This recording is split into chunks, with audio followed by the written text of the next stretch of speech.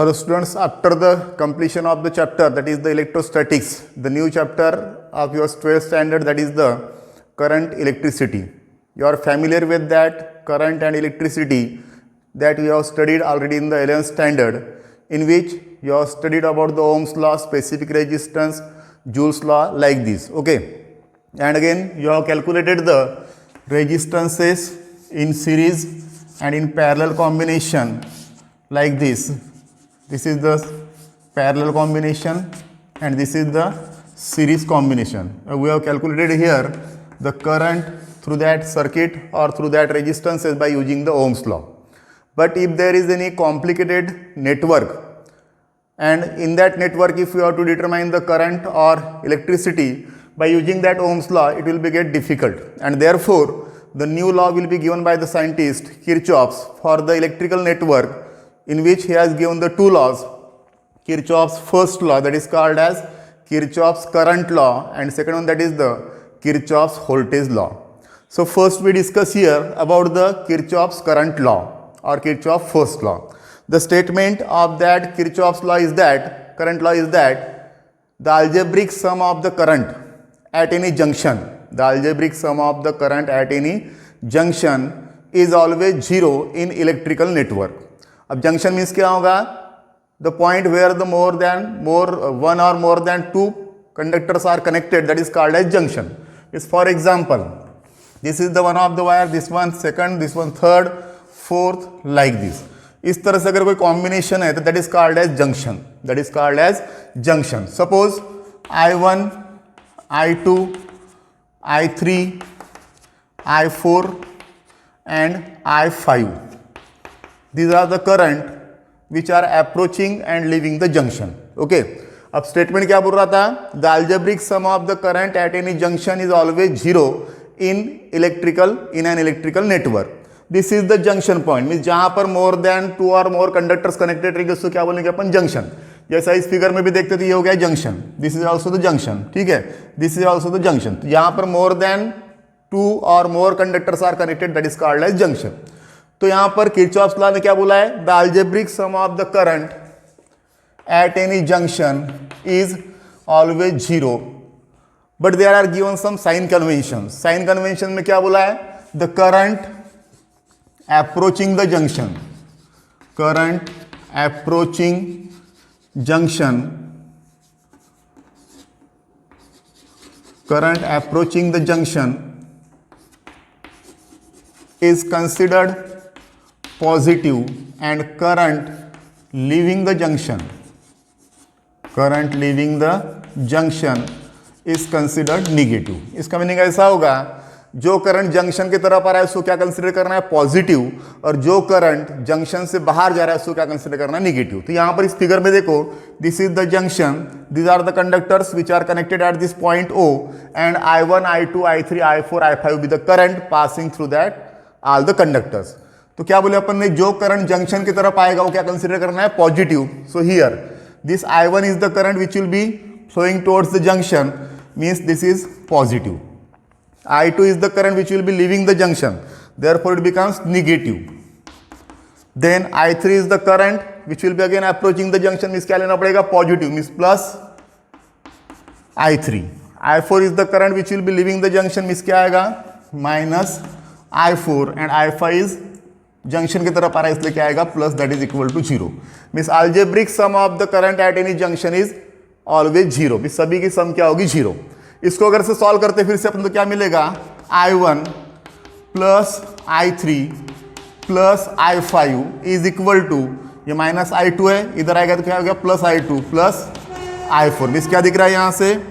I1 plus I3 plus I5, I1 plus I3 plus I5, all these are the current which are moving towards the junction, and I2, I4, I2 and I4, these are leaving the junction. means क्या हो गया? current approaching the junction is equal to current leaving the junction. means जितना current junction की तरफ आ रहा है उतना current क्या हो रहा है? जंक्शन से बाहर जा रहा है. so therefore as current approaching the junction is equal to current leaving the junction, therefore total current at the junction becomes what?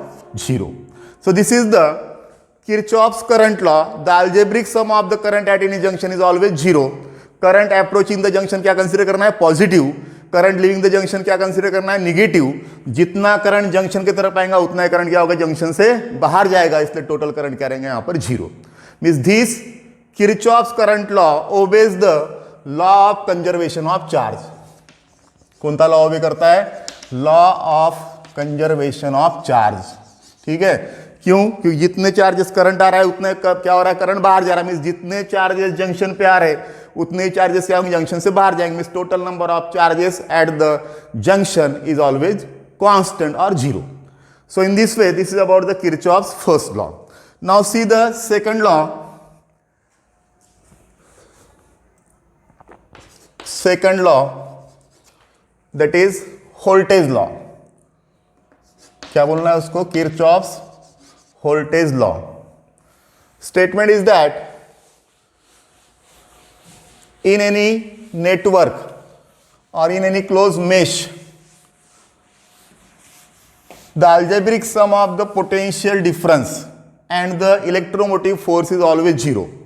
Algebraic sum of potential difference means product of current and resistances and electromotive force means EMF is equal to what, 0. This is the statement of that Kirchhoff's voltage law. Algebraic sum of the potential difference and the electromotive force means EMF of the cells is 0 in a closed network. So for that, suppose this is any closed network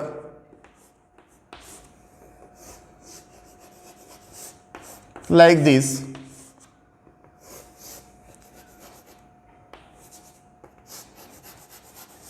okay, इस type का कोई complicated circuit होगा तो उसको क्या बोला जाता है, close network. This is E1 suppose, this is E2, this is the resistance R1, R2 and this is the resistance R3।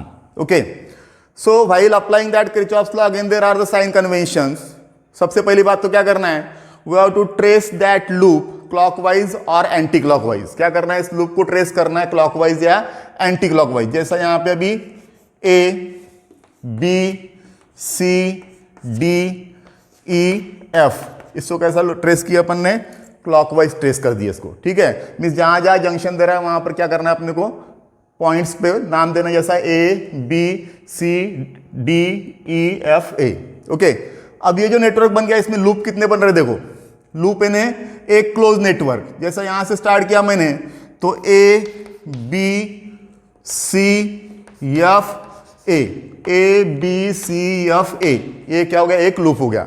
फिर से दूसरा लूप देखो यहाँ पे F, C, D, E, F, F, C, D, E, F, और एक तीसरा loop में गया यहाँ पे A, B, C, D, E, F, A। Okay, अब स्टेटमेंट में क्या बोले थे अपन ने, the algebraic sum of the potential difference. Potential difference is product of current and resistance and electromotive force is 0. So here also we have to apply the same Kirchhoff's law, but there are the sign conventions. Sign convention में पहला convention ऐसा रहेगा, if the direction of the current is in the direction of trace loop, means जिस direction में अपन ने loop को trace किया है उसी डायरेक्शन में अगर करंट फ्लो होता है तो product of current and resistance is negative, and if the current is in the opposite direction of the traced loop then the product of current and resistance becomes what, positive. ये पहला convention ध्यान में रखना है कि जिस direction में अपन ने लूप को ट्रेस किया है उसी डायरेक्शन में अगर करंट फ्लो होता है तो करंट और रेजिस्टेंस का प्रोडक्ट क्या रहेगा, निगेटिव, और अपोजिट डायरेक्शन में है तो क्या आएगा, पॉजिटिव। सेकंड कन्वेंशन रहेगा ईएमएफ के लिए, while tracing the loop, if we are moving from the negative to positive terminal of the cell, means जिस डायरेक्शन में लूप ट्रेस किया है उस डायरेक्शन में जाते समय अगर सेल के निगेटिव टर्मिनल से पॉजिटिव टर्मिनल के अक्रॉस अगर जाते हैं अपन, so EMF will be negative, otherwise it will be positive. Okay, अब यहां पर देखो एक लूप लेता हूं मैं पहला वाला जैसा A, B, C, F, A, A, B, C, F, A. So suppose this is the cell E1, you have to give here the conventional direction of the current, I1 be the current delivered by this cell E1, I2 with the current delivered by this cell E2, I1 current क्या होगा, इस resistance R1 में से जाएगा, यहाँ पे आएगा, यहाँ तक पहुंचेगा। I2 करंट क्या होगा, इस रेजिस्टेंस R2 में से जाएगा, वो भी यहाँ तक पहुंचेगा। फिर दोनों करंट क्या होंगे, ये इधर से I1 आया, I2 आया, this total current I1 plus I2 will be get pass through that resistance R3। यहाँ तक क्या क्या कौन सा करंट अपना I1 प्लस I2। अब ये पॉइंट C पर आने के बाद में जंक्शन पे क्या हो रहा है, दो रास्ते मिल रहे हैं, तो जितना करंट इस सेल E2 से बाहर आया था उतना ही करंट उसके अक्रॉस वापस आएगा, ठीक है। और जितना करंट इस सेल I1 से बाहर गया था उतना ही करंट क्या होगा, उसके निगेटिव टर्मिनल पे वापस आ जाएगा। मीन्स यहाँ पर I1 प्लस I2 यहाँ तक पहुंचे, I1 इधर वापस गया, I2 इधर वापस गया। This is the conventional direction of the current, okay. अब ये जो लूप ABCF है, इसके ऊपर अब इस किरचॉफ सेकंड लॉ को अप्लाई करते हैं अपन। AB दिखा क्या बोले थे अपन ने, if the direction of the current is in the direction of the trace loop, then the product of current and resistance is negative, otherwise positive. We are moving from that A to B. अपन कहाँ जा रहे हैं, A से B के तरफ जा रहे हैं, और करंट कैसा जा रहा है, A to B या B to A, उसके अपोजिट डायरेक्शन में जा रहा है। तो यहां पर करंट और रेजिस्टेंस का प्रोडक्ट क्या होगा, पॉजिटिव, I1 R1। कैसे, we are trace the loop from A to B, but the direction of the current is in the opposite direction of the trace loop, therefore product of current and resistance is positive। अगर BA बोलते हैं अपन, B to A आते तो direction of current और BA दोनों की direction कैसी same है, इस समय क्या लेते हैं अपन, माइनस I1 R1। लेकिन अभी कैसा हो रहा है, we are moving from that A to B, but the current is moving in the opposite direction of that AB, that is I1, therefore product of current and resistance is positive। Then second convention में क्या बोले थे अपने cell के बारे में, if you are moving from the negative to positive terminal of the cell while tracing the loop, then the current is negative otherwise positive. अब A से बी जब जा रहे हैं अपन तो क्या हो रहा है, सेल के पॉजिटिव टर्मिनल से किसकी तरफ जा रहे हैं, निगेटिव टर्मिनल की तरफ, इसलिए ईएमएफ क्या लेना पड़ेगा यहाँ पर, पॉजिटिव प्लस E1। कहां तक पहुंच गए अपन, A to B, B to C। B to C यहां पर एक करंट I1 तो दिख रहा है लेकिन कोई भी रेजिस्टेंस नहीं है, इसलिए यहां पे प्रोडक्ट लेने की जरूरत नहीं। Then C to F, C to F, C to F गए तो क्या दिख रहा है यहां पर अपने को, पहले cell, we are moving from negative to positive terminal of the cell, so EMF becomes what, negative minus E2। Then I2 current यहां पर है, I2 रेजिस्टेंस कितना है, R2, we are moving from C to F, means जिस direction में अपन ने loop trace किया उसी डायरेक्शन में करंट जा रहा है। इसका मतलब यहां पर प्रोडक्ट क्या रहेगा, I2 R2 का पॉजिटिव या निगेटिव, क्या लेना पड़ेगा, जिस डायरेक्शन में लूप ट्रेस किया उसी डायरेक्शन में अगर करंट फ्लो होता है तो product of current and resistance becomes negative, इसलिए यहां पर क्या आएगा, माइनस I2 R2। कहां तक पहुंच गया अपन अब, F तक। फिर F से कहां जाना है, A पर, but F to A no resistance, current है लेकिन रेजिस्टेंस नहीं, इसलिए कुछ भी लेने की जरूरत नहीं, इक्वल टू क्या आएगा, 0। So this is equal to I1 R1 minus I2 R2 is equal to minus E2, इस तरह ले जाएगा minus plus E2 minus E1। Okay, देखो इस फॉर्म में आया कि नहीं आया, या इसको ऐसा भी लिख सकते थे अपन, I1 R1 plus sorry minus I2 R2 plus E1 minus E2 is equal to 0। This is the sum of product of current and resistances, and this is the sum of EMF, that is equal to what, 0। then next loop लेते हैं, समझ लो अभी, A B C D E, A B C D E F A, ठीक है। Start करो, A B से क्या होगा, ए बी जिस डायरेक्शन में लूप ट्रेस किया उसके अपोजिट डायरेक्शन में करंट है, इसलिए product of current and resistance is positive. I1 R1 plus positive negative जा रहे हैं, सेल के पॉजिटिव से निगेटिव टर्मिनल की तरफ जा रही है, मैं positive means plus E1। Then B to C no resistance, C to D no resistance, only current, छोड़ दो उसको। D to E, D to E, we are moving from D to E and current is moving from E to D, क्या लेना पड़ेगा, plus I1 plus I2 into R3 is equal to E F A कुछ भी नहीं है, इसका आएगा equal to 0. On solving this you will get I1 R1 I1 plus I2 into R3 plus E1 equal to 0. This is another equation. Okay, और एक loop बचा था अपना, कौन था ये वाला, F C D E F. F C D F के लिए क्या आएगा, plus I2 R2 plus E2 then D E plus आएगा फिर से plus I1 plus I2 into R3. Equation number 3. So in this way you have get there the 3 simultaneous equation, and by solving that equations we can determine the value of current or resistance in that network. Means for example, if you are given here, this is the cell which EMF is 4 volt. This is the resistance which value is suppose 2 ohm. This is the cell which EMF is 7 volt. कितना EMF इसका समझ लो 7 volt. ये जो resistance है इसकी value समझ लो 4 ओम, और ये जो R3 रेजिस्टेंस है इसकी वैल्यू समझ लो 12 ओम. अब तुमको निकालना है यहां पर करंट पासिंग थ्रू और current delivered by the each cell and current passing through that 12 ohm resistor. ठीक है, तो जैसे इक्वेशन बनाए थे वैसे यहां बनेंगे. पहला लूप ले लेते अपन, A B F A B C F A. Okay, तो क्या बनेगा इक्वेशन अब, ए बी करंट रेजिस्टेंस कितना है 2 ओम, करंट कितना है I1, इसका आएगा twice I1 plus EMF E1 that is 4.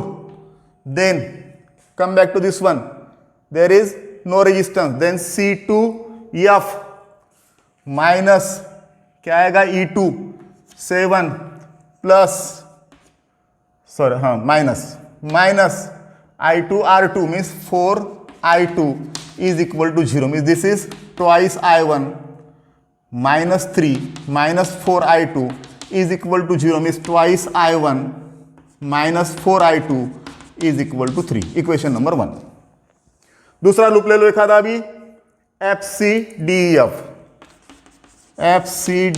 F.